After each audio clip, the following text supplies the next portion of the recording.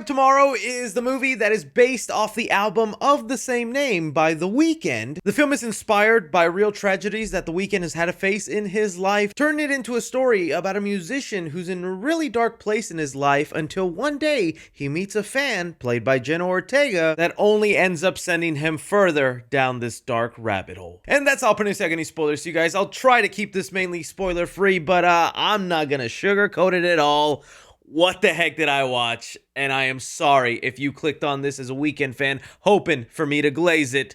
This was not a good time. So I went to go watch the movie last night during its fan event screening, not particularly because I'm a giant fan of The Weeknd. I do like a lot of his music. I think he is a clearly talented person, and I think he's got potential to be a really good actor in the industry, but mainly because my fiance is a giant fan of The Weeknd. She was super looking forward to this movie, and well, given the job I have, there's been plenty of times I drag her to something only I enjoy, or I have to force her to sit through something so horrible and atrocious just so I can make a video out of it. I wasn't particularly interested or excited for this movie. I was mainly wanting to see it for Jenna Ortega, and I thought at worst it would just end up being an alright movie that happened to tie in songs from The Weeknd's new album. But what I ended up getting instead was a very painful, slow, exhausting, and kind of makes me like The Weeknd less a little bit. To me, this movie, Hurry Up Tomorrow, I think can barely be categorized as a movie because it has about 20 minutes worth of story that is stretched out, with a lot of the runtime just being filled up with stylistic, symbolic, and B-roll that you would think would just be used for some sort of music video. It was so interesting watching this movie and knowing that it's supposed to be kind of based on The Weeknd's life and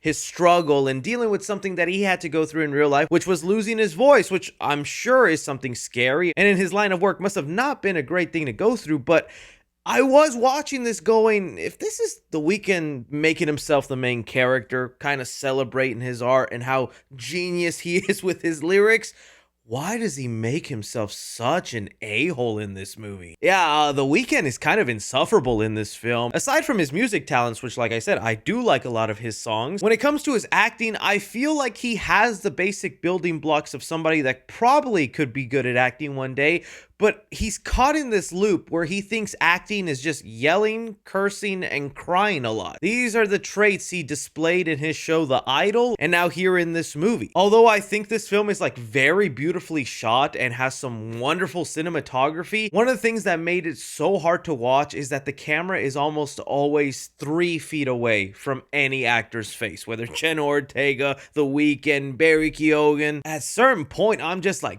back the heck up, man. Like, give the room some space. Why is everything such a close-up shot? I get it, you're great at having tears format your eyes, but I'm just kind of staring at your veneers.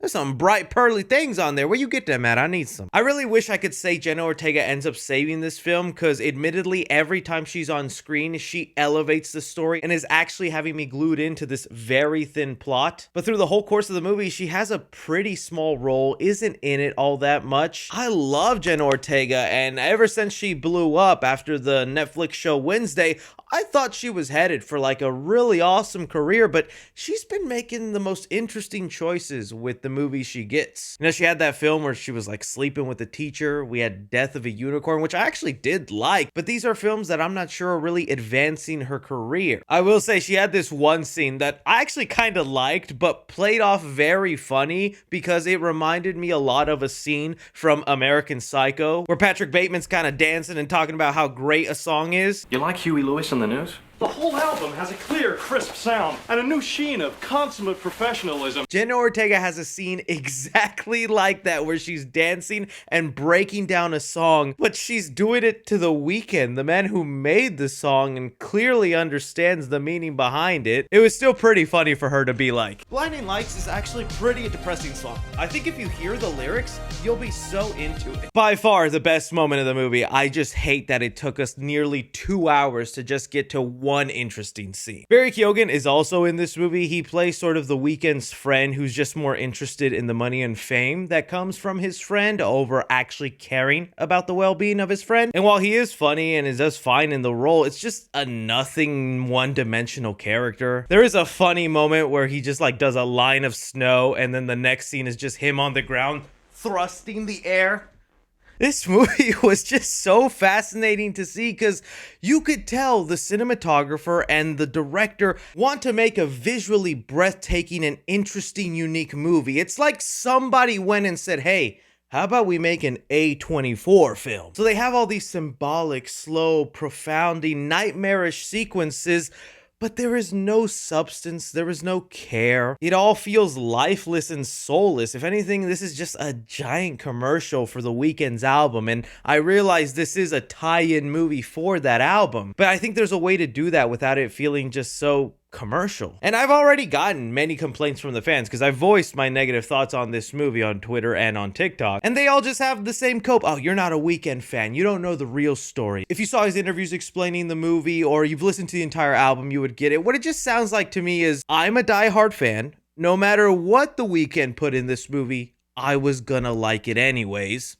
And that's cool. I have my movie characters and actors, well, I'll feel that way too, where no matter what they do, I'll probably like it because I have a bias for them. But I know a lot of Weeknd fans are gonna be going into this movie expecting something cool and are only gonna be treated with disappointment. Because I'll tell you, as soon as this movie ended, my fiance turned to me, big obsessed Weeknd fan, and just said, I'm so sorry for dragging you out to see this. And all I could do was laugh because I made her go watch Winnie the Pooh, Blood and Honey and Jeepers Creepers 4. So no apology needed, sweetie. Final thoughts on this though. Jenna Ortega, amazing actress, needs to pick better projects. The Weeknd, talented singer. But this movie could have just been a YouTube short. It could have been a 30-minute special dumped on a streaming service. So it really wasn't anything that ended up appealing to me, but I hope the Weeknd fans that loved it enjoyed it. So when it comes to Hurry Up Tomorrow, I'm gonna give action 1 star. There's not a whole lot going on, and the movie really drags, and even when things start to get interesting, I think most people are just checked out at that point. Comedy in the movie, I'm gonna give it 1.5 star. Mainly is just for Barry Keoghan, for just the funny things he says. I do think there was also a lot of unintentional funny moments that come out from Jenna Ortega and The Weeknd, but I think that's mainly a script issue. Drama in the movie, I'm gonna give it 1 star. Like, this was literally 15-20 minutes worth of story that you dragged out to almost 2 hours, and it was just almost unbearable to sit through. Horror in the film, I'll give 1.5 star to. There are some moments of blood, and I think at times it felt like they were trying to make this a horror movie, but that tone was not coming across all that well. And suspense movie, 1 star. You could care less about what's actually happening on screen because of how long it takes to get to those interesting moments. Casual moviegoers, I'm gonna give this a C-. Cinephiles, I'm gonna give it an F, and critically,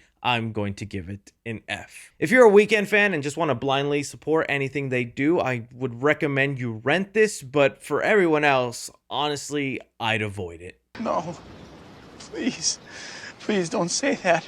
Again, that's just my opinion on the movie, guys. Like I said, I still am an enjoyer of The Weeknd's music, and that isn't going to stop, but next time he's in a movie, I'm definitely thinking twice. Let me know what you guys thought about the film, if you got around to watching it, what you love, what you didn't love, anything, everything. Be sure and like, subscribe, follow me on Twitter at 3C Films, or on TikTok at 3C Films. But as always, I'm Chris.